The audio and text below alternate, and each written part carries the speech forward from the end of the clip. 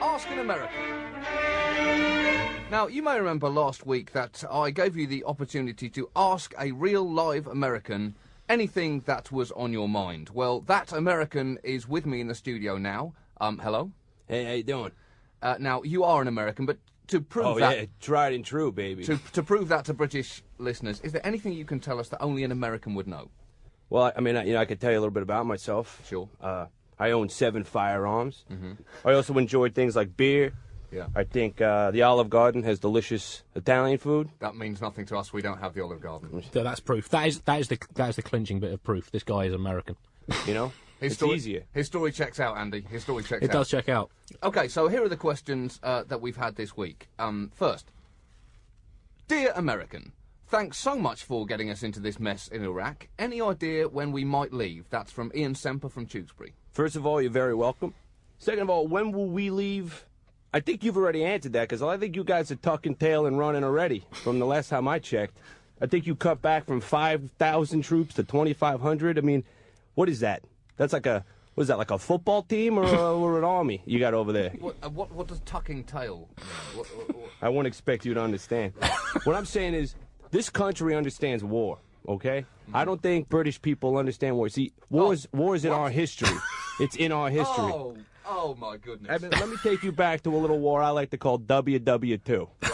okay? I remember you guys grappling in your britches or whatever you call them. You're freaking out, you're scared, and who comes in? Uncle Sam and his army of handsome blokes. Yeah, you were just the closing picture. Let me just explain. This country, America, understands war. We're a war nation, okay? We've been at war for a long time. We'll continue to be at war. It's what makes us Americans, okay? And if you don't want to be in the war with us, that's fine. I hope that answers your question, Ian. Andy, do you have a letter? I do have a letter. It is as such, Dear American, what is up with the dollar? Love from Heidi Range. I'm assuming you're referring to the American dollar. Yep. The US dollar. And I'll tell you, a lot of people keep telling me the American dollar is weak now. Overseas, it's not going to buy you as much. I'm going to tell you right now, I think that's bullshit. I don't know if I can say that on the air or not, but that's what I think that is. Let me throw a question back at you guys. Okay. What's the color of money? Green has always been the answer to that question. Well, it's always been the answer. I don't think the Romans... What color is the American dollar? What? Yeah. It's green. It's white and green, though. Not really. It's mainly green. It's not just green. It is mainly green. I have a ton of it in my pocket. You want me to pull it out? I'll pull it out of my pocket. I go into a store, say, in London, okay? Something costs 10 pounds or whatever you call that. Sure. That makes no sense to me, first of all, because 10 pounds is like a weight to me, okay? It's not a... But fine. You want to call it pounds? Fine. We want to keep things confusing? We really do fine. want to call it that. I go into a store, something's worth 10 pounds. Yeah. I hand the guy $10 American. Yeah. You're telling me he's not going to give me that said item? That is what I'm telling you. I don't believe you. Well, I think he's going to see that $10 bill. His eyes are going to roll back in his head. He's going to go, holy crap, American money.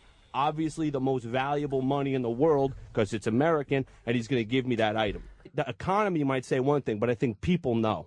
And that's what matters. Oh, that's interesting. That's interesting. So you put your faith not in the economy, but in people. Look, it's all make-believe. Okay. Okay? And that's the bottom line. The whole economy it's a mind game, okay? And my mind game says the green dollar wins every time. Well, I think we better wrap up the Ask an American section before the special relationship is ended forever. I got nothing else to do. I'm actually currently unemployed, but that's not because of our economy. It's something that happened at work. My boss told me to do something I didn't agree with. Plus, he was looking at my ass. That is... I hope you've had your questions adequately answered by the American here. If you have any more questions for this American or any other American, please do email them in the coming weeks. And the email address is thebugle@timesonline.co.uk. Yeah.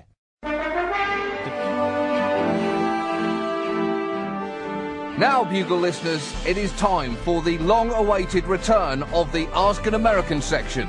3 weeks ago, he was ill. 2 weeks ago, he was moving house. Last week, he had left for Thanksgiving. This week, he is here! So, great to have you here in the studio. Yeah, hey, how's everybody doing? You're not actually in the studio, are you?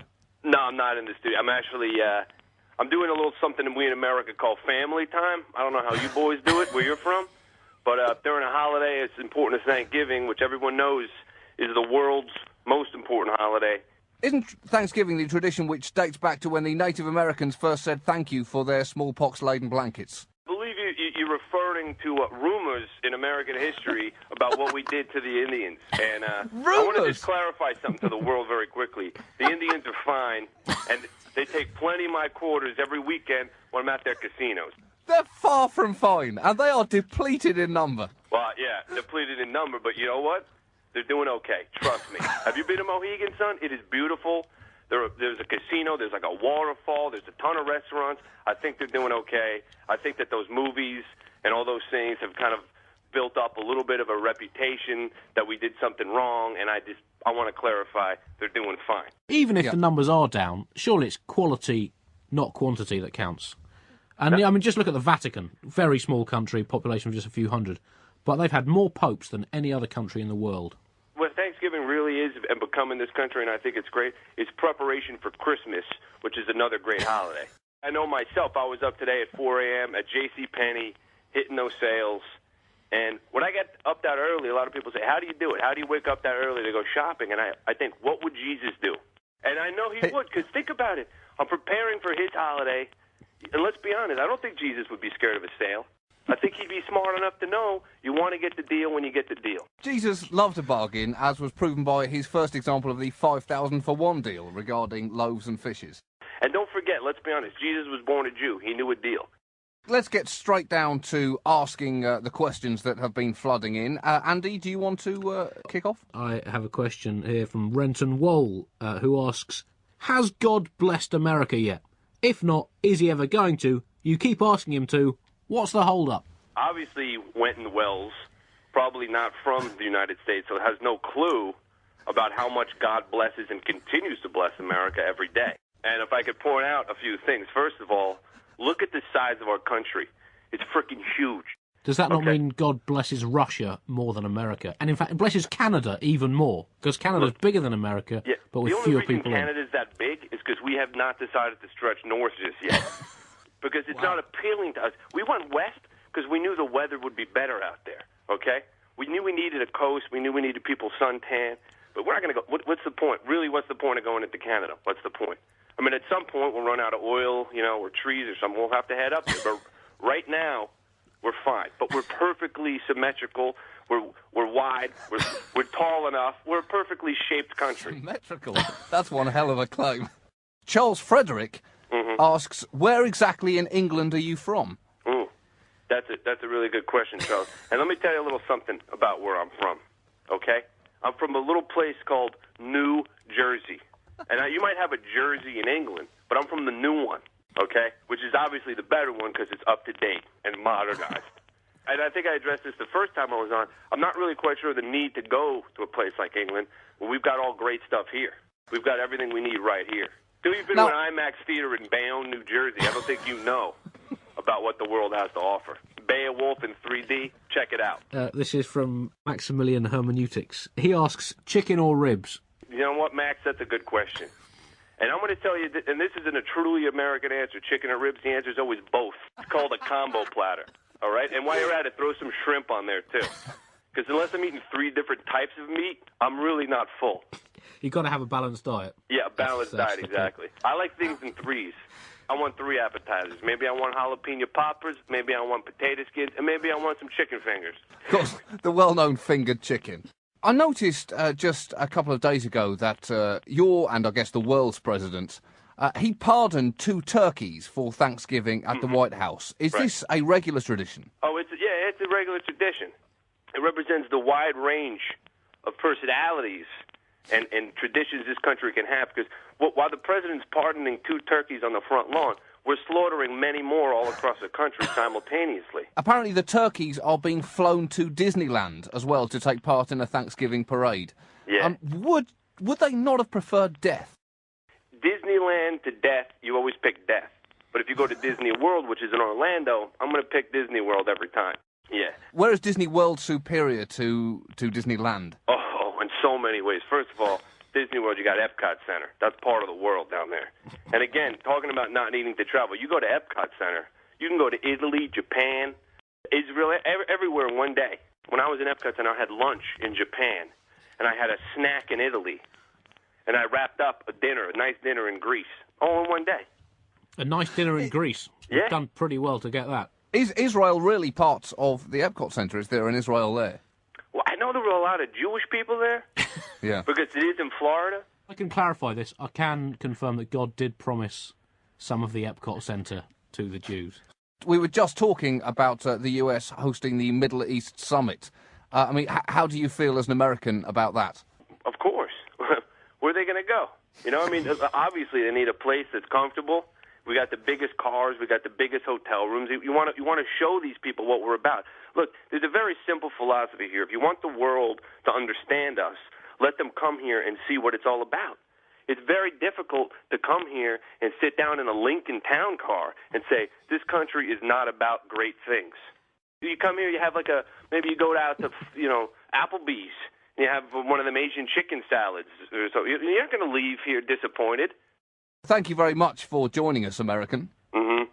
And if any of our listeners have any more questions for the American for future weeks, do email them to thebugle@timesonline.co.uk.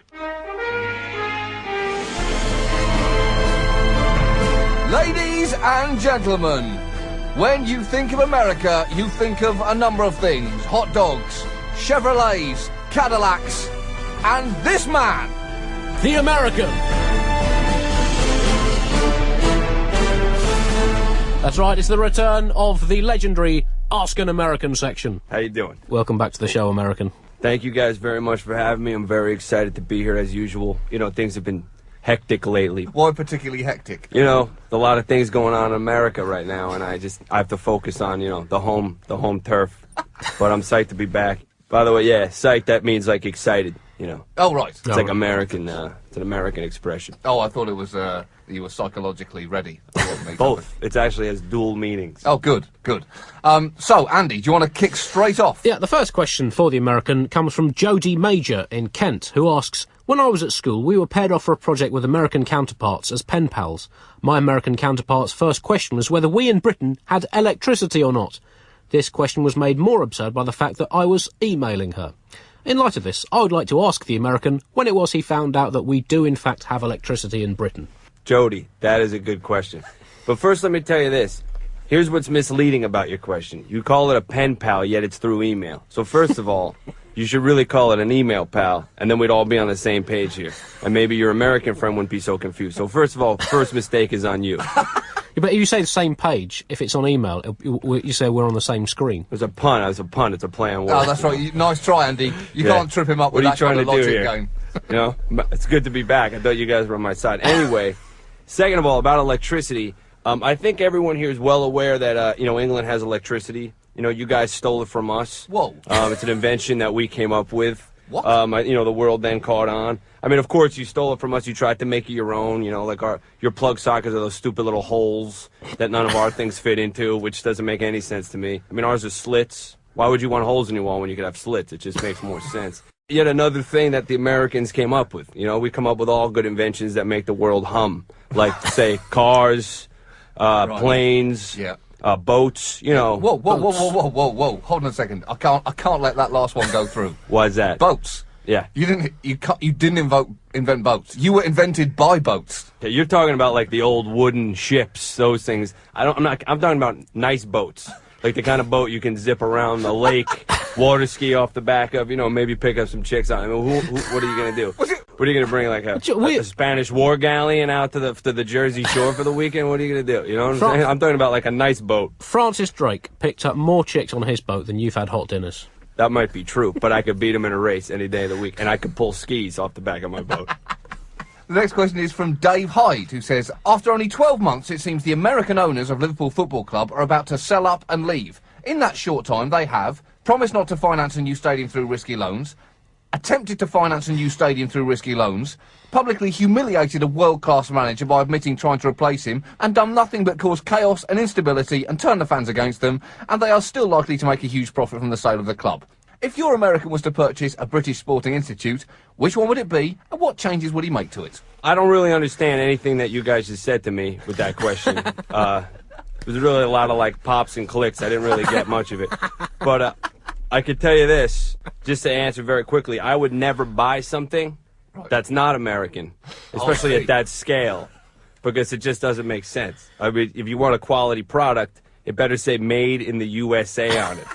That's just kind of a rule I like to live by. And that goes with clothing, automobiles, obviously. Yeah. I don't want to bring up boats again. I know how sensitive everybody gets. You know, anything good usually is made here in America. And as far as football clubs go, I'm assuming, you know, you're referring to soccer, which is what we call it here. No, don't say that. Don't I know say that people word. hate that word, but look, it's a good word. We invented it. Yeah. We had that word first. Well, we had football first, though. No. You know, the good kind. No, you didn't, though. You don't even make your ball out of pigskin. That makes very little sense to me. Why would you not? Well, I mean, what's better than pigskin? You know, you had so much of it lying around from all the bacon we're all eating. Just use it That for is a good point. sports. You Just can't- use it for sports. You've got to give him that, Andy. Yeah, you You've got got to to I mean, give we're him like that. the Native Americans in America. We let nothing go to waste. We make lacrosse sticks out of whale blubber. Nothing goes to waste here. Nothing. That could be the most inaccurate thing you've said so far. Nothing goes to waste in America. My response to David Hyde Pierce over there would be, don't buy anything unless it says made in the USA on it. And, you know, I don't really understand the rest of the question. Although most of your clothes are probably made in China. I guess. All I know is they say made in the USA. Oh, okay. So, I mean, we own a good amount of China, so it's really the same thing. It's really the same thing. At this point, we own so much of the world that wherever it's made, it's kind of still made in the USA. Oh, you're in for a very unpleasant surprise in 10 years. I think, John, that answer shows perhaps why Liverpool fans are slightly sceptical about the extent of American influence in their soccer club. So, Andy, do you have any other questions for him? I do have a question for the American, and that is, who do you want to win the presidential election? I get this a lot on my late-night drive talk show. Electing the president is one of the largest, if not probably the largest responsibility in the world. That's true. Because when you elect the American president, you're really electing the president of the world. Okay, so there's a lot on our shoulders because we know that our leader kind of ends up running the world, which, look, we're fine with that. You know, I mean, You've done a great job so far. but well, thank you. And I'll tell you this, I'll give you a clue. I don't know exactly, and I don't want to, you know, tip anybody off out there because, you know, we like surprises. I'll give you an idea. He'll most likely be a man, most likely be white, and he'll definitely hate you people. That's what I can imagine. Okay. How you doing? And, you know, when you have a lot of responsibility like that, if you're going to be tough on America, all these people out there, they say they hate America, the terrorists, they want to kill us. You have to understand, if you understood how we looked at the world and the responsibility we have to the world to us is like a little baby, you know, and we have to take care of that little baby. And if people realize that that's how we view the world, I think they would hate us less. On recent evidence, you've been giving that baby some fairly tough love. I mean, there's some kind of Victorian-style parenting going on. Hey, the kid tries to bite your hand, you got to knock him in the head every now and then. You know what I'm saying? Something my parents did for me. I think I turned out pretty good. Sometimes if a baby's crying, you know, maybe you should pick it up and cuddle it rather than put it in a different room and ignore it. It all depends on your philosophy. And right now, you know, our kids are doing stuff. They're like, you know, sneaking out after curfew. Yeah. You know, they're like, you know, they're coming home late. Your daughter, right now, our daughter, she's you know, banging the football captain in the back of my car. You know, I lent her my car. I got a minivan. I got to deal with that. You know what I'm saying? Now, I'm not sure that we've lost the metaphor and now gone into an extract from your life. I'm just saying, you know, you're dealing with slutty people, and you got to sometimes knock them around. Well, thank you very much, thank you, American. It's been an explosive return to form. Always a pleasure to spend some time with you guys. And hopefully we'll see you very soon. Oh, I can't wait. Yeah, great. So keep your questions for the American coming into the Bugle at timesonline.co. And now, in a unique development in the history of broadcasting, two sections of the Bugle are merged into one. It's Ask an American Sport. So we have the American here. He is wearing an American football helmet, a basketball vest, and is swinging a baseball bat around the studio, smashing everything he sees. Hello, American. It's great to have you here. Hey, how you doing? So, as American, you are a fan of sports, I presume? Fan. I eat and breathe sports every day. That's all I do. And there's a huge sporting day, of course, which is coming up for us now, but will have just happened when this Bugle goes out, and that is Super Bowl Sunday. Now, what on earth is that about? Well, first of all, it's beyond a huge sporting day. It's one of the most important days in the entire year for the whole world. because it's the world championship of the greatest sport ever invented, football, the good kind. We didn't get to enter What? No British team has entered. You have to understand this. We call it the world championship because there's just an assumption that no one else in the world could beat any of our teams. And I think at this point, if anyone could, they probably would have stepped up to the plate, but nobody has. So up to you, world. You want to challenge the New York Giants or the New England Patriots to football, American football? Go ahead. Do it. See what happens. See if you win. You too, Canada. You're invited too. And that's a rare thing for me to invite Canada anywhere. Now, for those of you that don't know, the Super Bowl this year will be fought between the New England Patriots and the New York Giants. Now, as a British person, my problem with the New England Patriots isn't just sporting, it's primarily history-based. I don't know if anyone out there knows, but I'm more of a New York kind of guy. New England is not my favorite place on earth, but it's still better than Old England. Oh, come on! It's true. I mean, believe me, there's a lot of improvements that need to be made to New England. I won't ever compare York to New York because that's obviously, there's no need. Yeah, New England, it's like they took England, they polished it up a little bit, they sassed up the accent, and they went on with their thing. And they have a decent team this year. They haven't lost yet. That's their whole thing. Oh, we haven't lost, so we're really good. And that doesn't mean anything to me because they're playing the New York Giants. What would your recommendations be for watching the Super Bowl as citizens of the world? I mean, how should we watch a game that doesn't really make sense to us? We take it pretty seriously. We do stuff like we grill sausage before the game. And, sometimes we'll just sit in the parking lot. We love sitting in parking lots in general and eating meat. That's like a big thing here in America. So my suggestion to people in England or anywhere in the world would be, first thing you want to do is find a nice big parking lot. Okay. Second, you want to get a big truck of some kind that, uses a lot of gas or petrol, whatever the hell you call it. Yeah. And then what you want to do is sit out behind the truck. You can leave the exhaust going. Doesn't really matter. Get like some kind of a barbecue pit and just start cooking meat.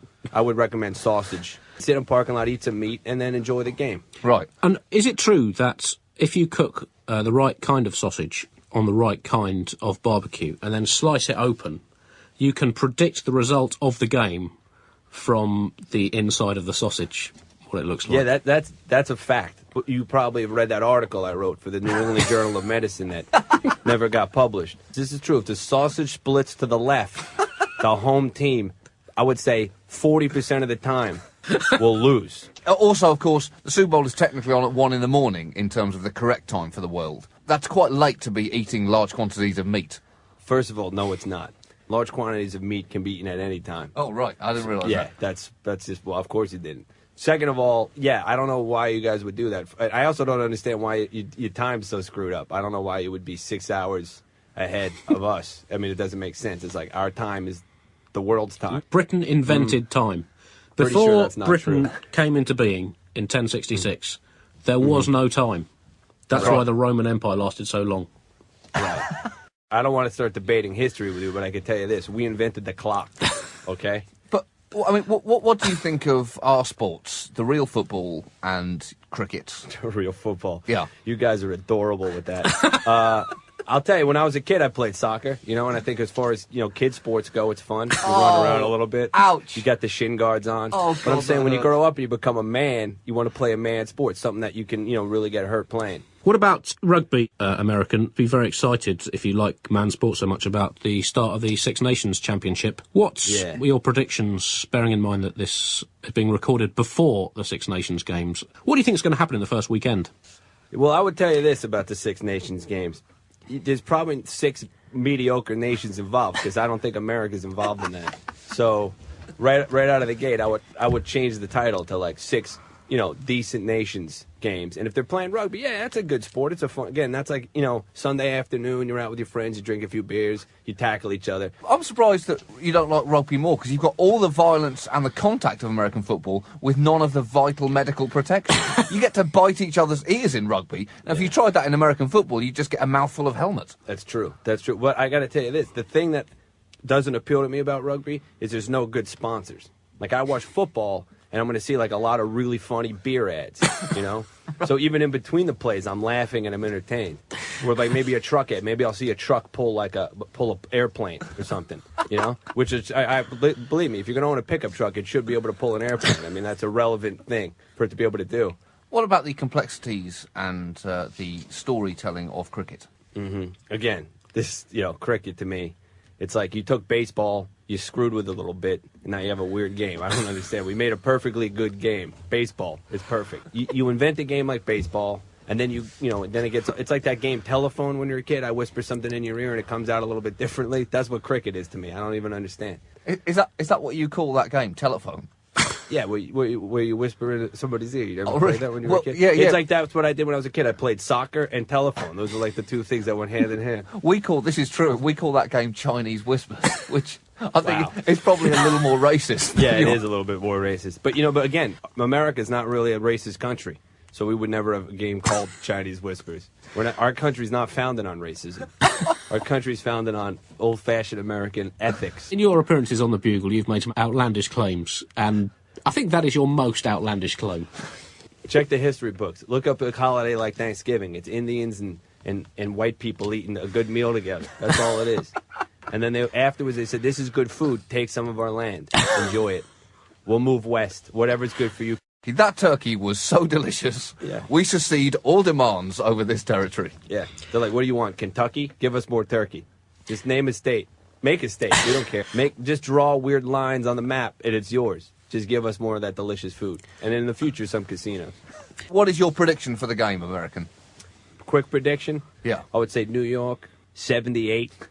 Wow. New England, 3. Wow. But look, I'm just reading the sausages here. I don't know what to tell you. Right, I think we're going to have to wrap up the Ask an American Sports section there. American, thank you, as always. And now, it's time for the section of sections. Everybody's favourite. Please welcome, in the red, white and blue corner, the American! Yes, it is the long-awaited return of the Ask an American section. I love this man! This week, the American is joining us by phone from within the nose of Abraham Lincoln on Mount Rushmore, where he is communing with his nation's history. Hello, American. Hello, I just want to clarify to the world, I'm actually not in Abe Lincoln's nose. That is absolutely false. Oh, right. I'm in Thomas Jefferson's eyelid. Oh, sorry. No, it's a distinction. I was actually in Abe Lincoln's nose, but I couldn't get cell service. So I had to get up to Tommy J's eyelid over here. Do you get better reception in Tommy J's eyelid? Well, it's a higher altitude. And I got one of these iPhones now, so, I'm just thrilled to be using it. So you have to use it in an eye, because it's an eye. Oh, exactly. Boom, right? There you go. I'm here all week. Hey, it's not called a nose phone, right, guys? Hey, testify. Hey, testify. How you doing? First, American, I wanted to ask you about the entry of Ralph Nader into the presidential race. I mean, will you be voting for Nader? Hold on, let me finish vomiting over here, right?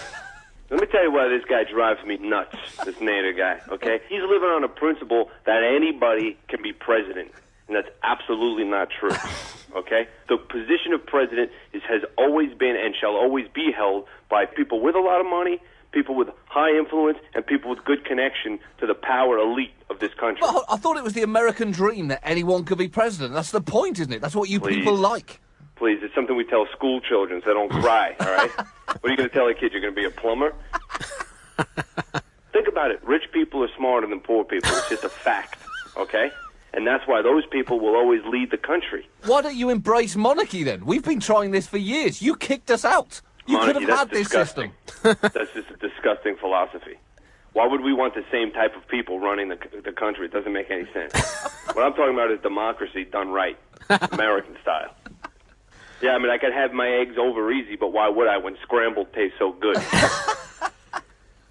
I'm not sure what that means, but that's a hell of a sentence. Well, it's a thinker, all right? You think about that one for a while. Maybe get back to me next week. Now, we have this email from Christopher Luponi. It's addressed to John and I. He writes, is your hate for America so bitter and vitriolic that you must have someone from the putative Garden State as your sample American? Uh-oh.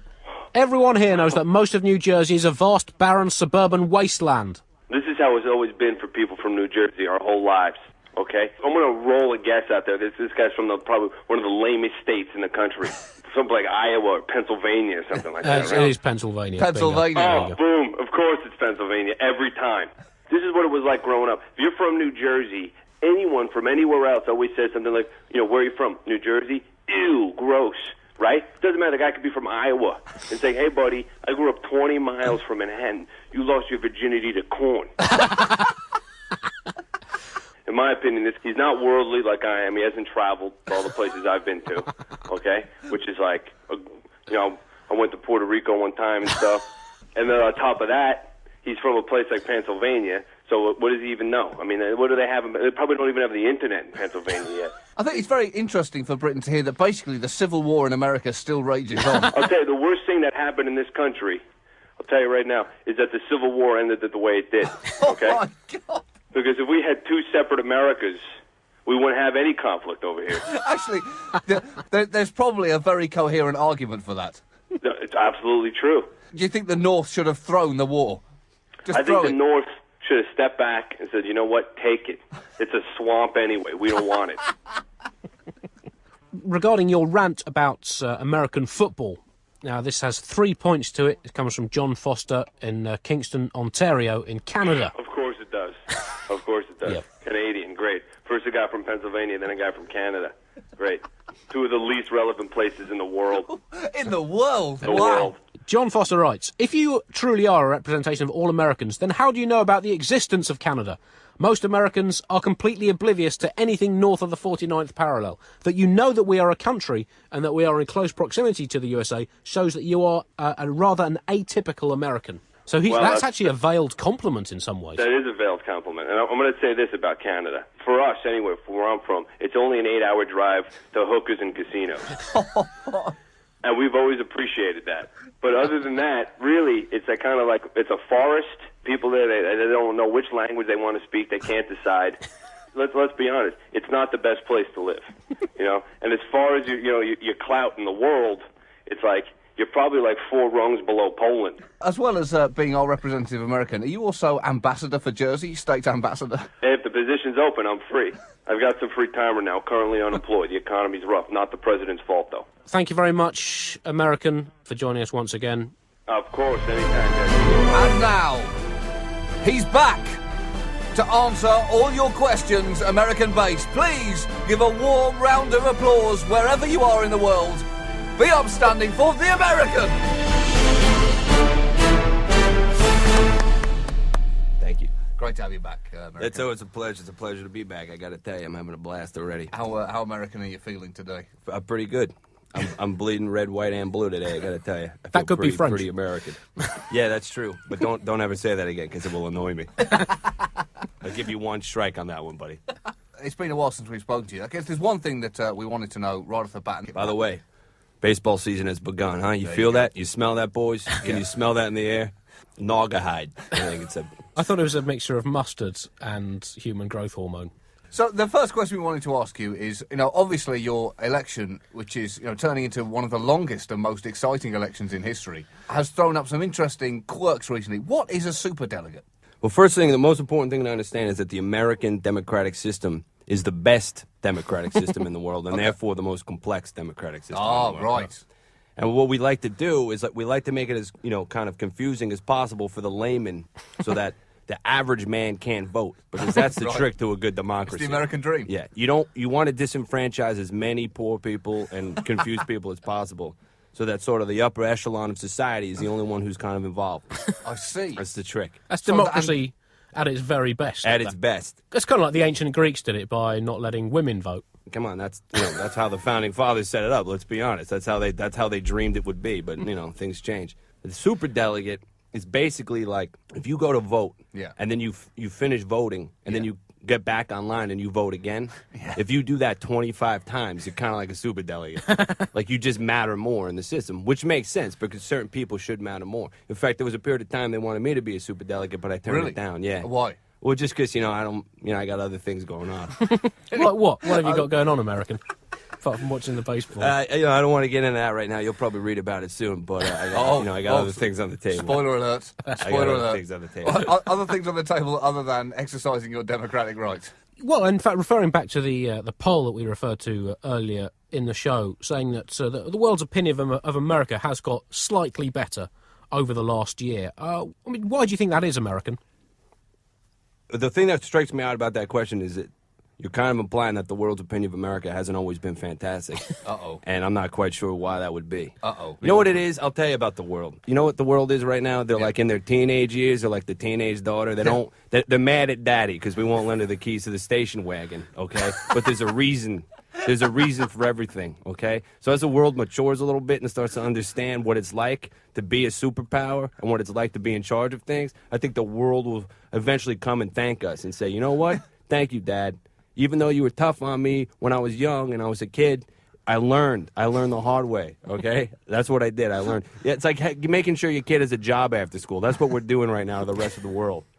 Teaching them a little bit of responsibility. You keep saying the world, but you are part of that world. Well, no. I would say we're like the district manager of the world. You know what I'm saying? Like, I'm not saying we own it, but like we definitely like run it. Do you think you could use the analogy of like a battered wife and an abusive husband? You know, it's just this has gone on for so long. You've managed to convince us that you're looking after us and that we're actually driving you to act this way. It's all our fault. Yeah, the thing is, I would never condone hitting, or violence. You are not only condoning that, you are actively... No, but not against a woman. I mean, you bomb a country, you bomb a country. You know, it's a kind of a different thing. Okay, it's so pretty messed up to hit your wife in the face, but you drop a couple of bunker busters on a Middle Eastern country. I think there's a little bit of a difference there. But could you do that to your wife? Could you attack your wife as long as you're airborne? Well, I mean, I guess it's like a mile high rule or something. I don't know. I mean, I personally wouldn't do it, but I'm sure you can justify it. People are sick. There's sick people out there. Let's not lie. What if you were married to a rogue state? Oh yeah. How would that work out? Where I'm from, it won't work out at all because you just won't do it. Now, we actually have an email from one of our listeners here. This is from Dan Manning from Great Rapids, Michigan. Mm-hmm. He says, here's my question for the American. Recent polls have shown that a fifth of Americans can't locate the United States on a map. Why do you think this is? Which map? A world map? I don't understand.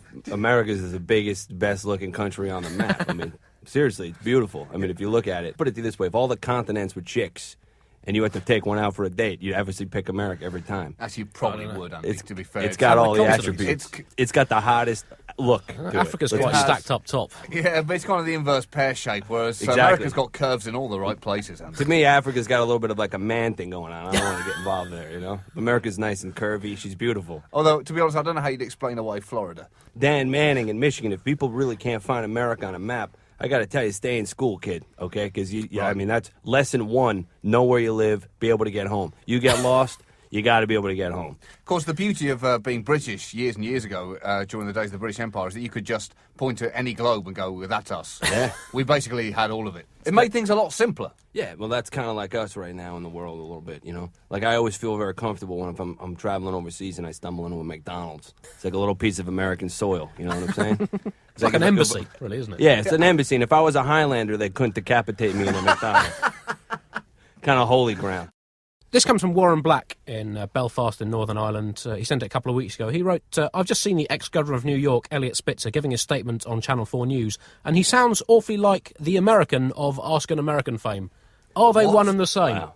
Can you confirm or deny that you are Elliot Spitzer? Wow, that is some question. First of all, Mr. Black, thank you. Obviously, Elliot Spitzer's a brilliant man, brilliant mind. And just because, he's got a little bit of a thing with the ladies. By the way, this is one thing, and I love America more than anybody. Yeah, I know but this is one area where I think Europe's got us beat. Because in Europe, really? If you're getting a little action on the side, which all powerful men should, yeah. It keeps their mind clean, we make such a big deal out of this nonsense. Okay, what's the big deal, Yeah. And it's like, all right, so the guy's, so what, he's spending state funds on, hookers. Big deal.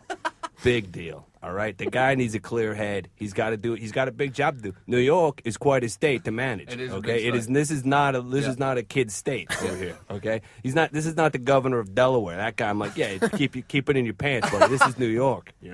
And I normally not do complimentary of anything that happens outside. Yeah, we appreciate that. We appreciate that. In fact, there was an Italian prime minister who had to resign when it was revealed in the press that he wasn't having an affair.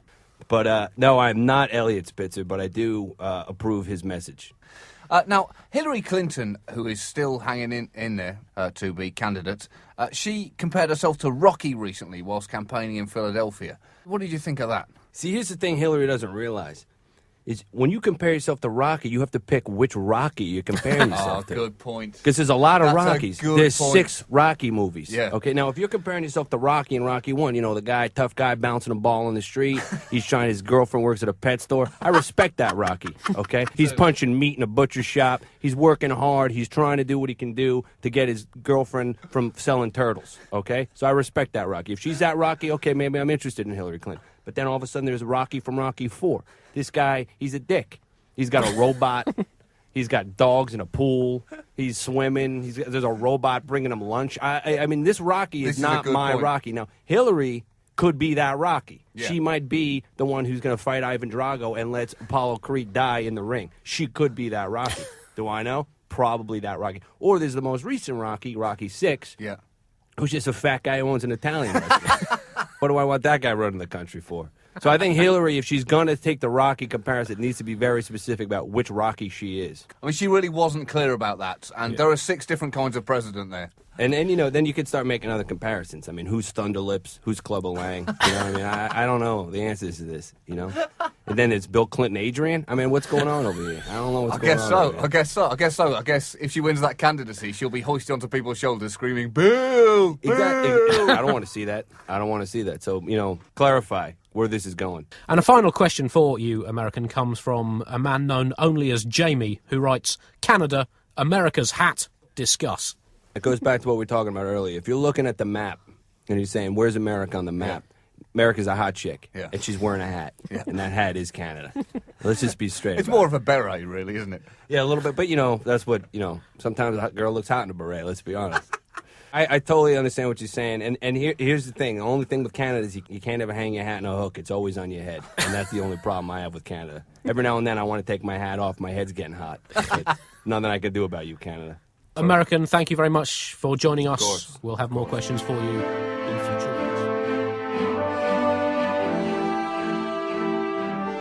And now, the section the world has been waiting for, the return of the world's most influential opinion former, weighing in at 350 kilos. From the United States, it is the American. 2 quick things. One, is 350 kilos a lot? I have no clue. I don't understand. Just do it normal, like pounds. I don't even know what that means, kilos. What's that normal? What's that normal What is your number? country's problem with deciding whether or not to accept decimalisation? One day it's on, the next day it's off. I don't. Are you speaking French right now? I don't even understand what you're saying. It's the will they, won't they thing. It's that frisson. It's like Ross and Rachel years ago. Yeah, I got to tell you. By the way, I am thrilled to be here on Swimsuit Edition. Oh, yes, you're welcome. Anytime I can get the old banana hanger out of the closet, I am thrilled. I'm absolutely thrilled. Because, you know, it's funny, because I know in Europe wearing a man thong is kind of acceptable, but here in America, people give you a lot of flack about it. But I figured since you guys are, you know, from over there, I could probably pull it off. And I'm glad to see that your banana hanger is the good old Stars and Stripes. Oh, you better believe it. Every single state represented. You better believe it. All 50, baby. All 50. And I'll tell you right now, Arkansas is not visible. And it is pronounced Arkansas. There you go. But I'm going to Andy. have to bend over for you to see which star that is, and I won't do that to you. Oh, heavens to Betsy. Just a quick tip for your listeners: if you're gonna go with the banana hanger, you know, the mankini, you're gonna wanna trim around the hedges. You know what I'm saying? You're gonna want to manscape. You're gonna want to manscape because come on, you're out in public. Well, Have some respect. I've got to tell you, that is one hell of an entrance. Hey, it's a swimsuit edition. I'm proud of who I am. I'm proud of what I'm about. I'm proud of being American. Well, I'm very glad you're so proud to be an American, because you've had some fairly unpleasant emails from your fellow countrymen that have come into us, American, I'm afraid. Really? Wow. Brings me no pleasure to break this Can't news to imagine you. that. Are you sure they're not from .uk websites? Definitely not. Definitely, this comes from a man who claims to be a true patriot called Nate Jonivan, who writes, I'm an American. I'm sorry. Whoa. Go back a minute. What's this guy's name? I'm sorry, I could be on the American side here. Nate what? That sounds French. Yeah. It's spelt Johnivan. John Ivan. It sounds like there's a man who's being indecisive with Christian names. Yeah. He's from Quebec. Yeah. Exactly. He writes, I'm an American, and I don't think your sample American speaks for the whole country, and it's not fair. He called America a woman That's bullshit. America is manlier than a cowboy eating a still-breathing rattlesnake. America is John Rambo with technological advances of the Terminator and the light-hearted chubbiness of Jack Black. For shame, American, for shame. If the world were a playground, America would be the bully that knocks you off the slide, then gives you an ice cream cone that it's pissed on. First of all, a cowboy eating a rattlesnake, could that be more homoerotic right there? I mean, let me tell you something, French guy, okay? I don't want to see a cowboy eat a rattlesnake, okay? I want to see a cowboy inside a woman, and if America's a woman, that's exactly where he'll be. All right? That is the Wild West for you. Yeah. Yeah. It's the frontier. Now, American, what are you going to do? Presumably you got a $600 rebate this week. Mm-hmm. I mean, what are you going to do with yours? Well, I mean, I got to tell you, I mean, it's free money from the government anytime you're getting it. It's unbelievable. Well, I've actually already kind of spent mine. Oh, really? Well, just because I did what the president said, I just put it right back out there. You know, okay. It hasn't come in yet, but I know it's coming, so I spent it. Sure. So what have you bought? I got a couple things. I got two 65-inch HD TVs. Got one for my living room, one for the bedroom. Okay. They're sick, 1080p. They're all 1080p surround sound. Hold on, what does that even mean? 1080p. It's like. It's got like 1080p, so it's But what does ATP mean? Well, I mean, it means like well, because some of them are like 720i, so this one's 1080p. Yeah, sure. But what does actually ATP mean? Well, 720 is a lower number than 1080, and I comes before P in the alphabet, so it's just all like up a notch. So you've upgraded. Yeah, you've exactly. Upgraded. Well, I got rid of the 720i's because I want the newest stuff. You've gone up the alphabet. I want the newest stuff. Yeah, I want to go up the alphabet and up the numbers. I want to go up the scale. So you've got these in your living room and your bedroom. So what have you got in the bathroom? Well, bathroom I got a 32-inch, and in the kitchen I got a 50-inch. Okay, right. Hold on a second. I mean, it's $600 per person. I've got to tell you that. Well, I'm not done. I got more stuff. Hold on. I got a jet ski. What? I got one jet ski. A jet ski? Yeah, new because I have a jet ski, but I figured why not get another jet ski? Now's the time. Money's coming in. Well, get another one. Yes. And this one's faster than my old one, and it's more like a neon green. My other one was like a hunter green. I didn't like it as much. And then I got a jet ski care kit. Like it's a kit of stuff to take care of your jet ski. It's like a wax. By the way, I just want a quick shout out. Big Tony's Jet Skis in Bayonne. Whoa, no, Thanks, Tony. Well, no, it's just. Because I'm thinking maybe he'll give me a free wetsuit or something. You know, just don't feel I can let this go without issuing a slight word of caution. That does seem you seem to have exceeded your $600 limit. Yeah, I got a couple Xboxes and stuff too, and a couple Blu-ray discs. Okay, you've spent too much. Well, no. Here's the thing, though. You're not paying attention to the numbers because think about it. Like I spent all that money and I put it on my credit card, right? Yeah. And now I got $20 a month for minimum payments. So I got do the math there. It's like 20 times what 30 is 600. So there you go, 30 months. That's almost 2 years of owning this stuff. No, hold on a second. I mean, I've been doing the maths while you've been talking, and you're in serious trouble there. I mean, you don't own any of that. No, I do though. You don't. I mean, what I'm saying is you don't own that stuff because you haven't paid for it. Oh, really? You're going to tell me I don't own it? Did I just watch American Idol on HGTV last night at my house? Okay, so. What do you tell me? Some man's going to come in and take this away from me? I don't think that's going to happen. It's called America. I think that is going to happen. We live well in this country. That's what we do. It's kind of the basis of the whole thing. The founding fathers wanted that. If they were HD TVs, they'd be in the Constitution. If there were, when they wrote the Constitution. I'm just saying that you may find that going from watching American Idol on your jet ski, you may just be sitting alone in an empty room. I doubt that. I'll tell you why I doubt that. Because that's not what happens here. People, you get stuff. And that's what it's about. Living in America is about living. We stress the word living in America. Live. Don't come here to low-key. You don't come here to low-key. You live. You spend what you don't have because you know you're going to make it because it's America and people's dreams come true here. It's kind of the basis of the country. Look it up. It sounded like you Hold on. You stressed all Let me stand up. Let me give a little twirl. Let me remind you about what I'm wearing and where I'm from. God. That is graphic. Have you got your George Washington water wings on as well? No, but I'm going to put those down on my list of things to get. No, stop buying things. Well, I need, there's one or two other things I just need. Like, I wanted to get some new rims for my Toyota. Right. You know? You're spending too much. Have you seen these rims? They spin independently of the wheel. So it's like you're parked at a light, but the rim is still spinning. So people are like, is this guy moving? Is he standing still? Is he moving? I love that. Just to see the reaction on people's faces, it's worth the money. It's worth the money. You're getting the world into a huge credit crunch by this kind of behaviour. You're jeopardising all of our lives. When you say, I mean, I don't understand what you mean by credit crunch. I mean, credit card, you're saying? No, I'm not saying that. I'm saying people are losing their homes around the world because of you buying jet skis. I don't think so. I don't think they are. I think those people have their own problems, and I have a jet ski. You know what I'm saying? And here's the thing. If those people had a jet ski, they probably wouldn't be so depressed about losing their homes. You get out on the open water, you speed a little bit, you get the wind in your face. Things are okay. You remember, things are okay. Oh, Andy, help me out. He's sounding like he's making sense. Yeah, well, we've had another email from Amanda Mitchell, American, who is actually offering her services as a replacement American for you. She writes, I would like to offer my services should your current featured American ever become unavailable. Though I am the current American's polar opposite in many ways, I feel I'm actually overqualified for his position, as I have plenty to be angry about, seeing as I am financially destitute, liberal-minded female who lives in northern Wisconsin. So we're entering a battle between New Jersey and Wisconsin here. Who is going to come out on top? Well, yeah, Amanda, and I would have, I'll tell you this, everyone in America thinks they're more American than everybody else, and I'm proud that that's the country I live in. You know what I'm saying? You think you've got more to offer as American than I have to offer, and I'll tell you right now, I think living in Wisconsin is probably hell. So we've got a lot in common, and, keep the emails coming. So, I mean, do you think being an American is kind of a competition? Do you think most Americans are in competition with each other for who can be the most American?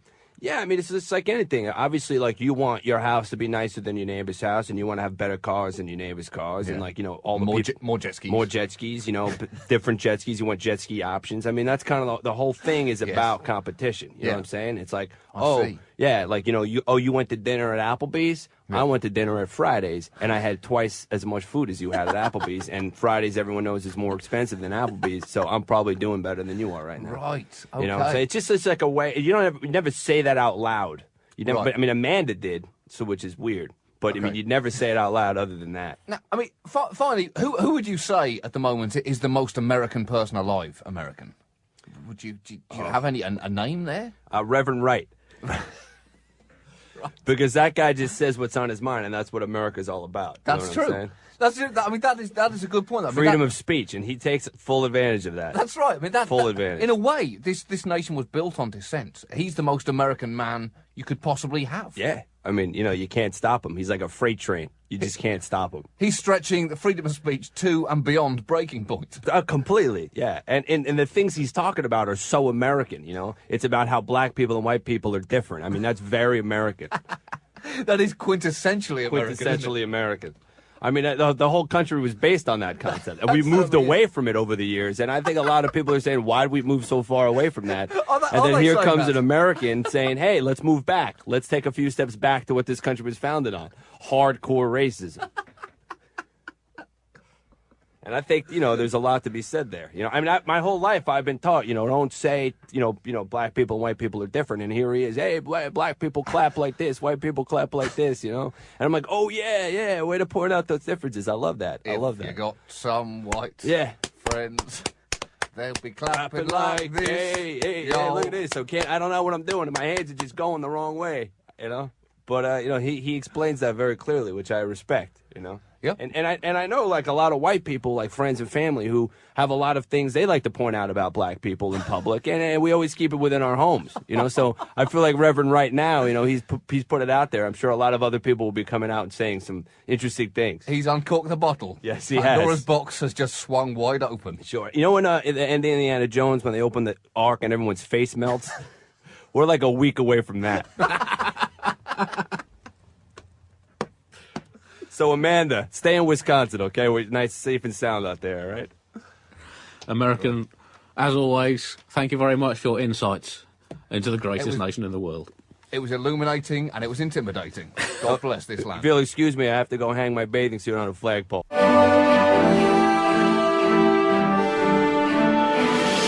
Ladies and gentlemen, when there is this level of excitement in my voice, that can only mean one thing.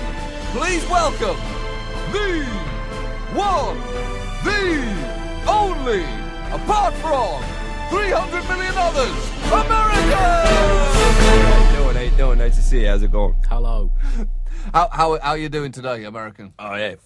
Couldn't feel better. I mean, what a week, huh? Do you just feel good whenever you look down at your passport? Is that what gets you going in the morning? You kidding me? Sometimes I'll have the flu sometimes. and I'll open up the little safe under my bed. I shouldn't have told everybody where my safe is.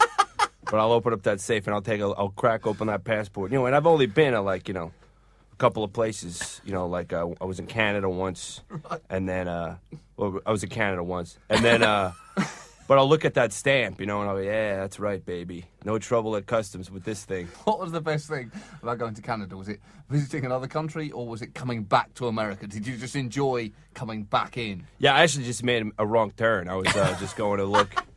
I was just going up to Niagara Falls, you know, to look at the pristine beauty of the American side.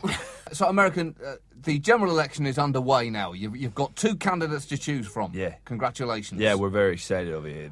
Big time. It's been a very expensive run-up so far. I mean, you really are shelling out some money on this election. Oh, yeah, big time. But I'll tell you right now, you know, I've said this before, and I know everyone agrees, you know, this is not just President of the United States, it's really President of the world, so it should cost a lot of money. Well, think about it. What are you going to do? Have an event and not drop thousands of dollars in confetti and balloons on people? I mean, that's just not fiscally responsible. You have to do that. There's a lot of controversy at the moment over the vice presidential... Now, when you say a controversy, you mean controversy, right? I mean controversy. Gotcha. Do you think Obama might select Hillary? What are you, nuts? She's like the girlfriend you can't get rid of, you know? Yeah, sweetheart, we broke up 3 months ago. Stop showing up with meatloaf, all right? I'm not hungry, okay? Jesus Christ, she doesn't take a hint. I can't even believe it. Yeah, I mean, look, you have her as a vice president, then you got to deal with her nutty husband. This guy's going to be walking around the friggin' Oval Office in a dirty bathrobe making sandwiches in the kitchen. Hey, I know that guy. Hey, what are you guys talking about? Foreign policy? Let me get involved. Shut up. Get out of here, you know? Put some pants on. Jesus. If you could choose any American in the whole of America to be vice president, who would you personally choose? Oh, that's a good question. Wow. With either of the 2 presidents? Yeah. That's a very, very, very good question. Politician-wise, I don't think any of them are good. I think they're all bums. Yeah. What about Ted Strickland? Yeah. Ready? I don't like you. I got a hot tip from a friend who said Ted Strickland at 25-1 is going to be Obama's running mate. I'll tell you right now, that's something you should get in on. Forget who's going to be it, but get in on the betting because you can make a lot of money on that. That's a whole other aspect, of course, to American democracy that bookmakers get so involved in it as well. I mean, you can bet on. I suppose, in a way, your vote is a bet in and of itself. You want to back the winner all the time. You don't want to lose. Absolutely. Although I guess you've pretty heavy losses the last 8 years. Well, it depends on, you know, your side. For me, it's been a victory every year, you know. I mean, but, you know, depending on how you feel, you know. I mean, I think that America's made some pretty pristine choices the last 8 years. And really? Yeah. I mean, I think the unfortunate thing for a guy like Bush is that he's got a guy like Cheney, brilliant political mind, has no interest in, you know, future politics, which I think is probably a pretty major disappointment of most people across the board, because that's the kind of guy you need up there, you know, a guy who thinks and acts. You know, he doesn't talk a lot, he just does things. So are you saying you'd vote Cheney? Yeah, you got to respect the guy. I mean, even if he's done some things that maybe people don't agree with, but he's done some things. You know, you look back at other presidents, they haven't done anything. He's done things, you know? He's making sense again, Andy. Just the act of doing something to me makes a politician better than, you know, one politician better than the next. He did something. Most of these guys just talk in circles. Cheney goes, I got an idea, maybe we'll go kill some people. Okay, boom, those people are dead. There's not a lot of talk. I like that. He's not a thinker. No. He's a doer. Well, yeah, he thinks and then he does. You know what I mean? You're right. I suppose of all the criticisms you could level at Cheney, saying that he was inactive would not be fair. Exactly. Yeah. Now, we have some emails from other people for you coming in. Andy? Yeah, this one comes from someone known as Snowden Gardasick, who... Wow. Writes... First of all, I'm sorry. I can't imagine grade school was too fun for Snowden Gardasick. The first 17 years of Snowden's life must have been a battle. He must have been thrilled to get to college. Unless he I'm went guessing to a very liberal college. Unless he went to a very expensive Swiss school in the mountains. He's from Houston in Texas. Okay. So it would have been fine. Yeah, he's fine. Yeah, he's fine. That makes perfect sense. Throw money at the problem. Yeah, I take it back. I apologize, Snowden. And he writes, Dear the American, I've decided to join the armed forces, but I'm not sure which branch. Between the Navy and the Army, which is more American? Wow. Ooh. That's a very, very good question. Well, Snowden. They're both pretty American. I'm going to tell you right now, thank you for doing that. Either branch you choose is a good branch. I mean, I think that what you need to think about, and I really do honestly respect your choice to do that, and we all do in here in America. Thank you for making that choice. But I'm going to tell you right now, if you join the Navy, keep this in mind. There's a lot of water. So if you don't like being on boats, go with the Army.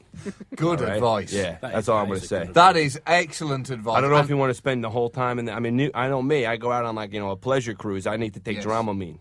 So if I were you, I would just be careful about that. And I don't think this is thought about enough. So much of the Royal Air Force in Britain is frightened of heights. Yeah. And it's just, I mean, that could have been headed off at the start. I think that would have been smart. If you don't like water... Yeah, don't join the Navy. If you don't like flying, don't join the Air Force. And if you don't like walking, the Army might not be for you. American, have you ever joined the armed forces? Have you ever thought about serving? Yeah, no, I was gonna, but then, because I would have thought you'd be very good in a combat situation. Well, yeah, I got natural leadership abilities and stuff. You love your country. I love my country. Yeah, definitely love it. You can take your Hummer out for a spin. Yeah. Well, that's the thing. I mean, you do definitely get to drive cool vehicles. I thought about it for a while, but then, I was so busy with my, my job at the thing. I was working for a while, so I couldn't. And then after that, maybe I don't know. I'm older now too, and I'm a little flat-footed. I'm not gay or anything. I'm just saying, No, I mean, there's no connection. There'd be no other reason that I couldn't join. Well, there's no connection between flat feet and No, I'm just saying, I can run and stuff. I'm definitely in really good shape. But I mean, there's no connection between that and gayness either. I mean, gay people can run too. Oh no, I'm not saying they can't run. I'm just saying, obviously you don't want like a gay guy fighting for you. What I mean? And then really, right? I don't want to be disrespectful, but that's kind of ridiculous. Interestingly, I mean, California has just passed some very liberal and some would say moral laws on gay marriage. How do you feel about gay marriage? I got to tell you, I actually think it's the right thing, and I'm going to tell you why. And this might shock a lot of people. I'll tell you why. Because I think gay people have had it too good for too long. Okay, and that's why they're always so happy. Okay. You know what? They are naturally happy. And you know what? You understand the miseries of marriage, and let's see if you're wearing jean shorts and a rollerblading around town singing a song, okay? Because believe me, it will destroy your soul. So let them experience the misery the rest of us have experienced, okay? American, thank you once again for joining us and sharing Always a pleasure your to be wisdom with us. you too. Oh yeah, happy to.